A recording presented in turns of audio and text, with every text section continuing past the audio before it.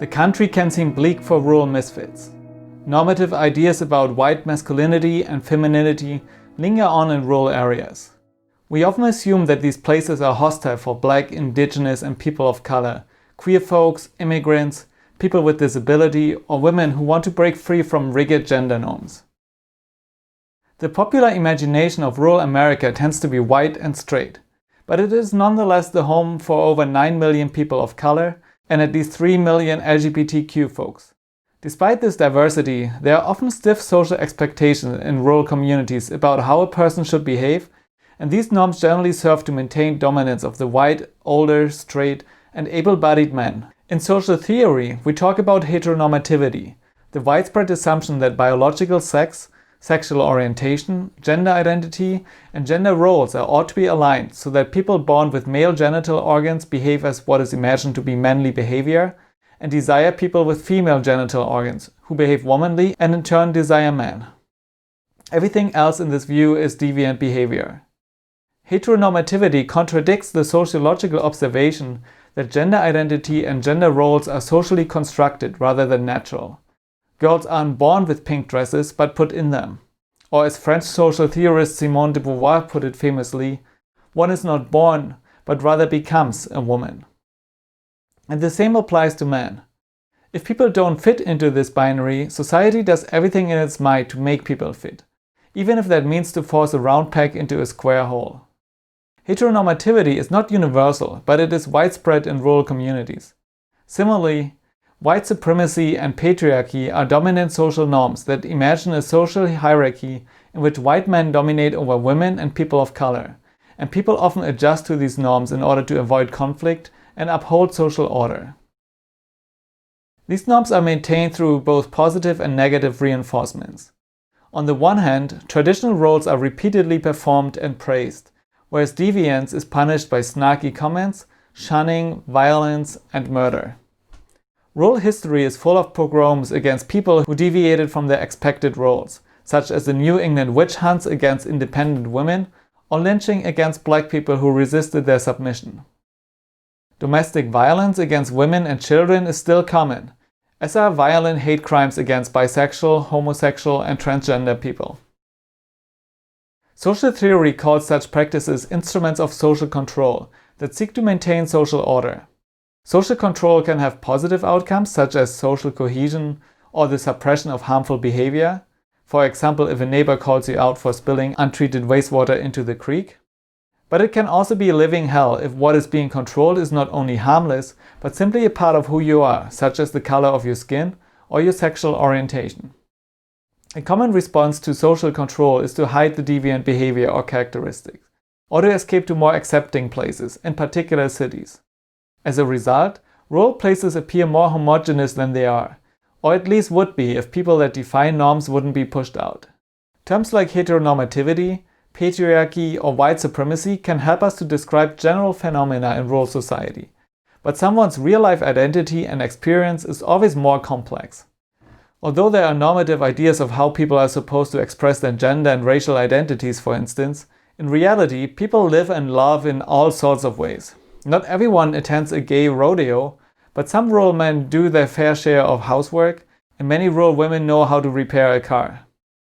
As the Caroline Sachs book chapter I assigned you points out, gender norms between men and women are changing as a result of the restructuring of the global economy. Even in rural places, there is a range of acceptable gender expressions, and perhaps this range has expanded over the last decades. But there are still invisible barriers and taboos that insiders from a community know not to cross. A man might be allowed to help with the dishes, but if he mows the lawn in a tight black dress, he's in trouble. Individual identity is unique and complex, not least because people have more than one characteristic that they identify with. No one is simply just bisexual, for instance. Bisexual people also have a gender identity, a national identity, a family identity, a racial identity, an occupational identity, etc. In other words, bisexual people don't think of themselves as bisexual alone, if even at all, but rather as, say, an American black man and mechanic from the Jordan family from Altoona, Pennsylvania, who happens to love women and men alike. In social theory, we call this phenomenon intersectionality, the converging of different identities and characteristics that shape who we think we are, but also what privileges we hold and discriminations we experience.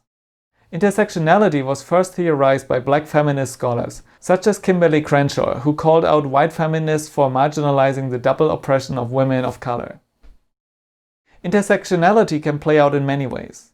Multiple oppression is one, for example, when women of color are more likely to be the victim of violence than both men of color and white women.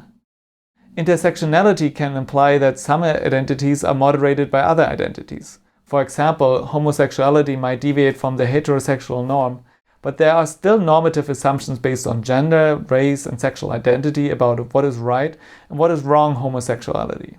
It took decades until the gay rights movement accepted lesbian, bisexual, and transgender people, and tensions between these groups continue to exist. Indigenous peoples, on the other hand, who have culturally specific ways of thinking about sexuality, have often been marginalized in the LGBTQ movement because of their indigeneity. Finally, certain identities or characteristics can offset discrimination based on other identities. For example, it is a lot easier to be accepted as a successful, lesbian, able-bodied white woman who expresses her gender in traditional feminine ways than for working-class women of color who embrace more masculine traits. One intersecting identity that is just recently gaining scholarly attention, and which is of particular interest to role sociology, is role identity. When talking about race, gender, or sexuality, we often assume that these characteristics are paramount to a person's identity. They may be for some, and not for others. Delphine in the movie Summertime sees herself first and foremost as a rural farmer who loves her family and the country she's from. She's also a woman and homosexual, and she struggles as a result, but this does not lead her to give up her life as a farmer. There's often this idea that misfit rural folk can just move to the city to live a free life. But this ignores that many also have a rural identity and are alienated by city life. Now, when I say misfit, I don't just mean queer folk and racial minorities. Even many rural white straight men and women are alienated by the political views and rigid social control in their communities. Faced with the decision to move to cities with more liberal views or to stay in their home community that they love, they too are faced with a tough decision. For some people, embracing their rural identity can be painful. In the book Farming While Black, Leah Penniman describes how difficult it is for many black people to embrace a rural, land-based, in particular agrarian identity. The trauma of slavery and sharecropping has led many black people to associate agricultural labor with slavery and moving away from the land with emancipation. The author recounts her struggle to embrace black and African traditions and philosophies of agrarian practice. Penniman neatly summarizes the goal of her own agrarian healing journey by writing, "Our people mistakenly strove to divorce ourselves from her, Mama Earth, in an effort to get free. But without the land, we cannot be free." For indigenous peoples, going back to the land often means to embrace a traditional way of life for which their ancestors have been punished. Similarly, many women regard it as emancipation to leave country life, which they associate with misogyny, only to later realize how much they miss the dirt of their home. They too have to go through a process of healing to unearth the wisdom of their mothers and grandmothers and great-grandmothers that rural life does not need to mean oppression of women, but there's a tradition of strong rural women farmers who found meaning in agricultural labor for the subsistence of their communities.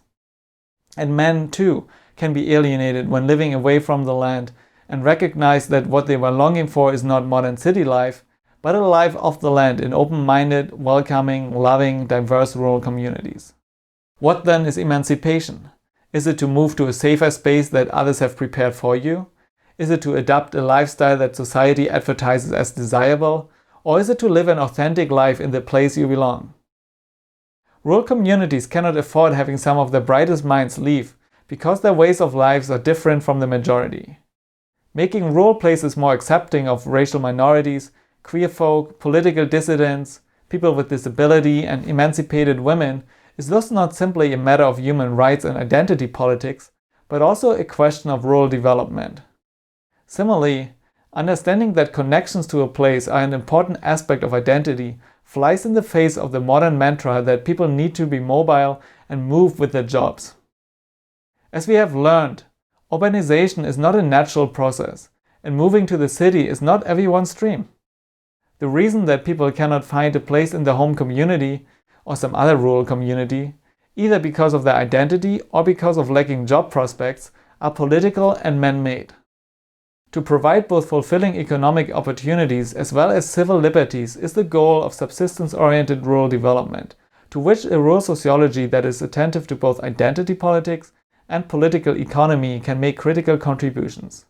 Yes, the country can sometimes seem bleak for rural misfits, but rainbows sat there too.